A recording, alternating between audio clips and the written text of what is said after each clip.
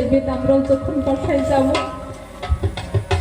শুনছি ময়মরূপের মুখে সন্তান যদি বিদেশে যায় মার বলে নিদ্রা আসে না।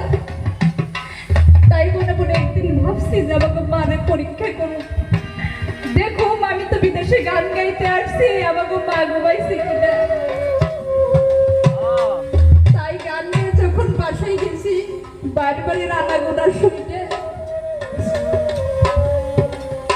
আগো মা ঘরে শুয়ে রয়েছে।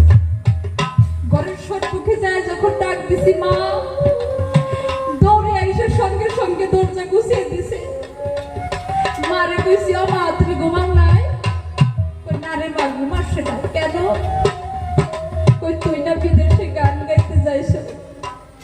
বিদেশে না গান গাইতে গেছিলি, তুই যে বিদেশে থাকস আমি কেমনে ঘুমাই বল? ও মা এটা তুমি কি কও? সন্তান যদি বিদেশে যায়, আমি বিদেশে গেছি, তোমার ঘুমার শুনে কি কও? বাসায় কত লোকজন আছে, ভাই আছে, ভাবি আছে, দাদা দাদি সবাই ঘুমিয়ে গেছে, তাহলে তুমি কেন ঘুমাইতে পারো নাই মা? মা চোখের পানে ছেড়ে দিয়া ডেকে বলছে আমার কাছে, নাজিমা রে যেদিন তোর সন্তান বিদেশে যাইবে বাগো বুঝবি তার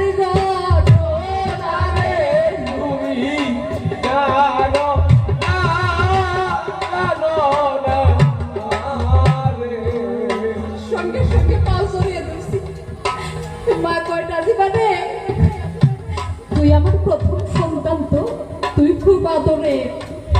তুই যখন আমার গর্ভের মধ্যে ছিলি তোকে নিয়ে আমি সুবাদে ঘোরাঘুরি করছি, কত কাটার আচার খাইছি, কত বৃষ্টিতে ভিজছি, তবে তোরে আমি কোনোদিন কষ্ট দিই।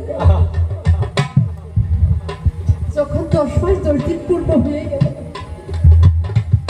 যখন আমার প্রসব বেদনা উঠে গেল, এই বিশ্ব জগতে নারী ছাড়া একমাত্র প্রসব বেদনার বেদনা আর কেউ এই বিশ্ব জগতে বুঝতে পারবে না।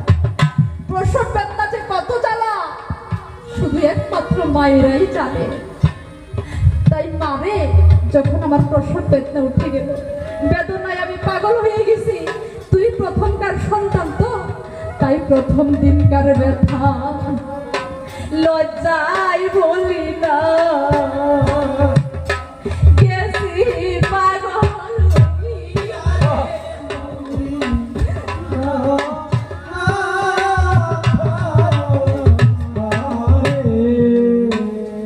দ্বিতীয় দিনকার ব্যথা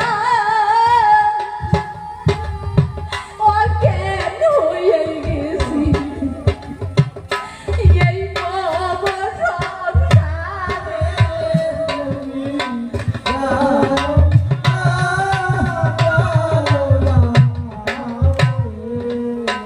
দ্বিতীয় দিনকার ব্যথায় আমি আর সহ্য করতে পারি না।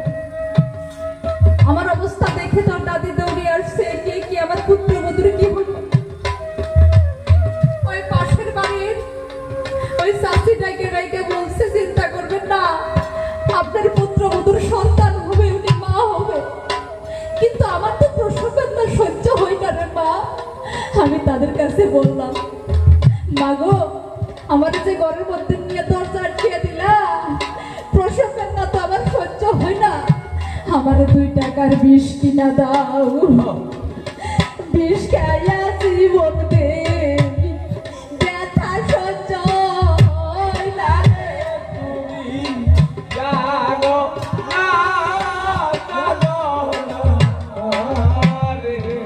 ওই চাষি কয় ও মা এমন করে রোদন করে কান্দ না, সহ্য করো, কারণ সন্তানের মুখে মা ডাক শুনতে গেলে এই কষ্টই করতে হবে, তাছাড়া হবে না রে।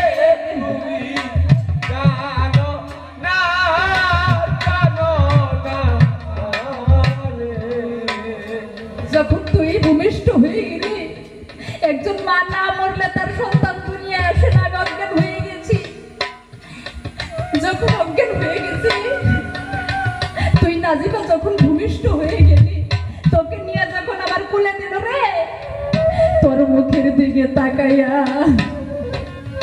শত দুঃখ বইলাই আমি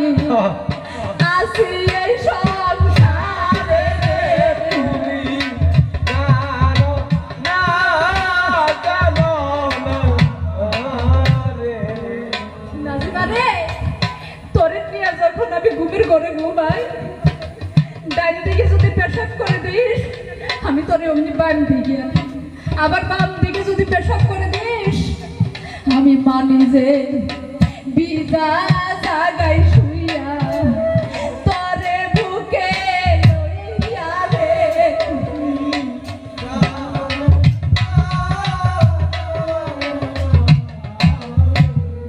মা ডাকে বোন মধুর ডাকে দাদা যার গেছে হারাইয়া রে তুমি জানো না, জানো না। এ আমার বাবার মতো মায়ের এসকে পাগল হইয়া 100 টাকা দিল রে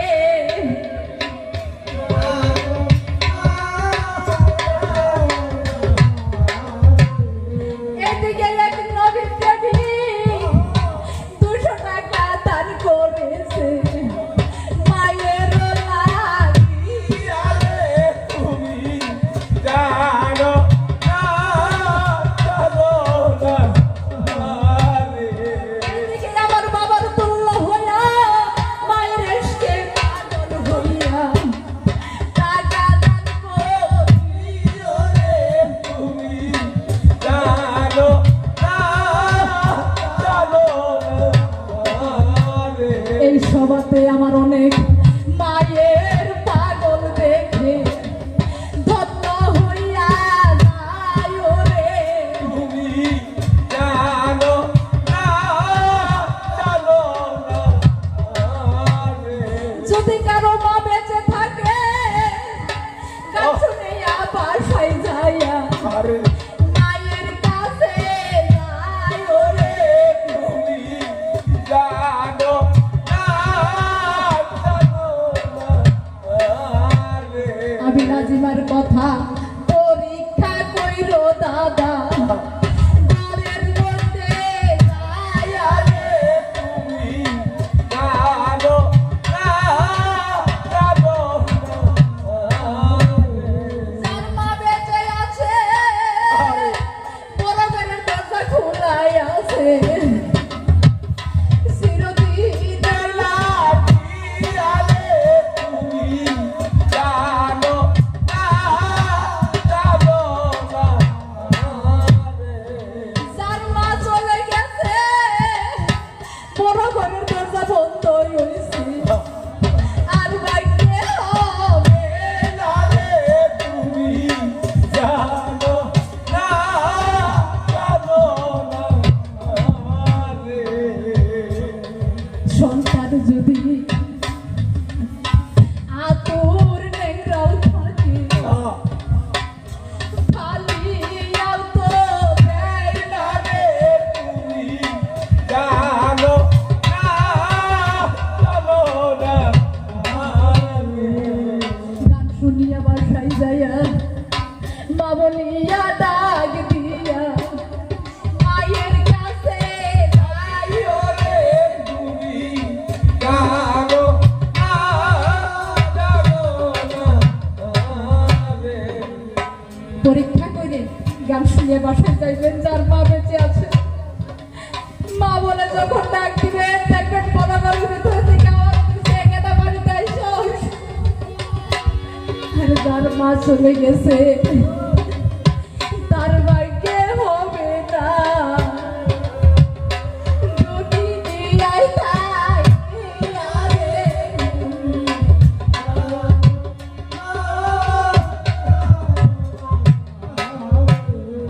এইদিকে আমার অনেক মায়ের সন্তান মনে করে শরৎ তুলি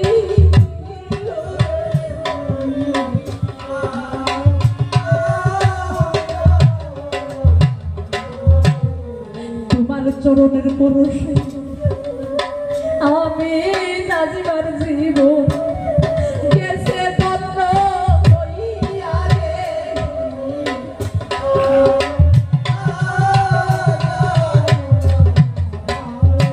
শেষের দিনে যেন বিদায় হতে পারি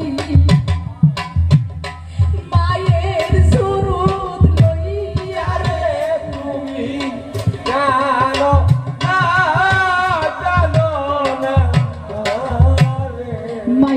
রূপ লইয়া গেলে কাঞ্চ মনে ধরে না এই বিশ্ববাগানে রে।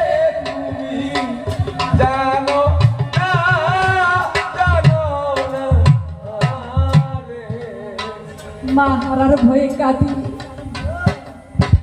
মা কয়, নাজমারে তুই আসন মধ্যে এত কান্না করিস কেন? মা গো, তোমারে হারানোর ভয়ে কাঁদি, কবে যেন তোমারে হারাইয়া ফেলি। কয়, মারে চিন্তা করিস না, তোর কবির আসনের মধ্যে কত খাতুনি জান্নাত ফাতেমার মতো মা থাকবে,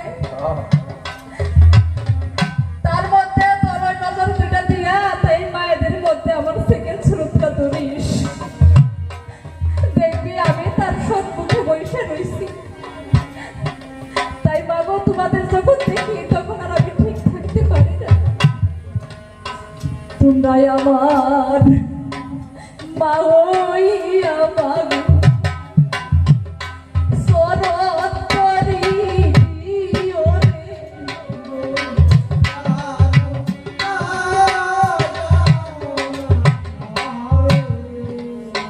এই সবাতেই আমার মায়ের পাগল যারা যারা ভক্তি সবার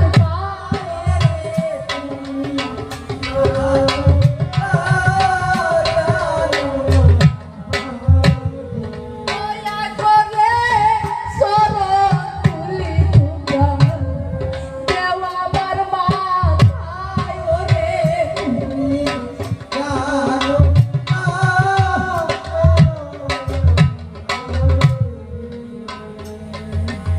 রাবিয়ার কথা শুনে জিব্রাইল আর থাকতে পারলো না, আমার আল্লাহর কাছে চলে গেল।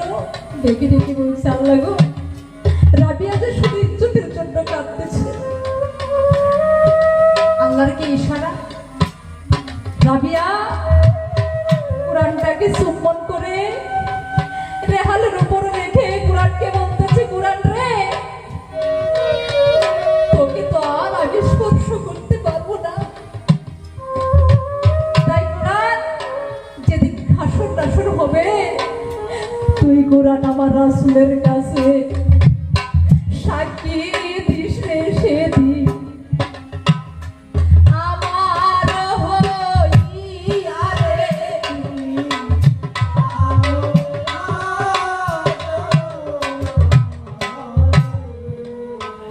আমার রাসূল জানো সেদিন সাফায়াত করে আমারে ইতিম বলিয়া রে।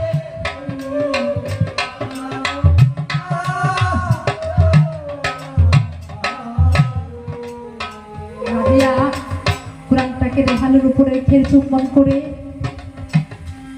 সদাগরকে ডাকতেছে, সদাগর। সদাগর অধর নয়নে রাবিয়ার দিকে তাকিয়ে আছে। রাবিয়া বলছে, সদাগর রে, আয়, তোর যা মনস্কামনা তুই পূর্ণ করে নে, আমি তৈরি হয়ে গেছি।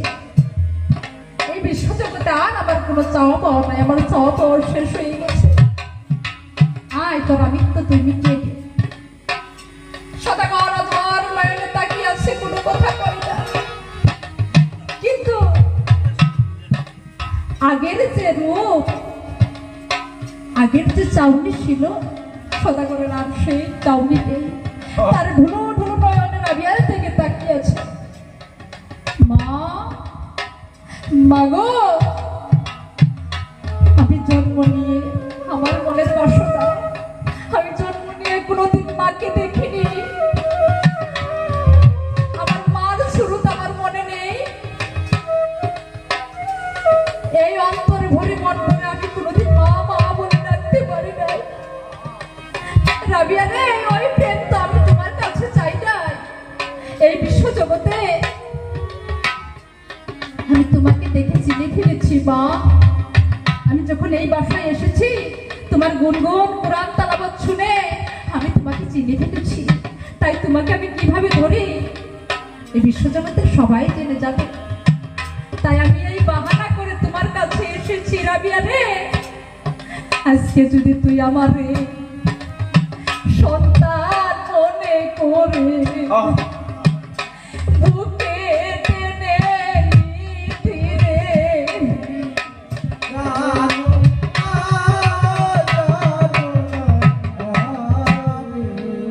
রাবিয়া, আমি আজকে আমার বদন করে তোকে মা মা বলে ডেকে আমার আমিত্ব মিটিয়ে দেব।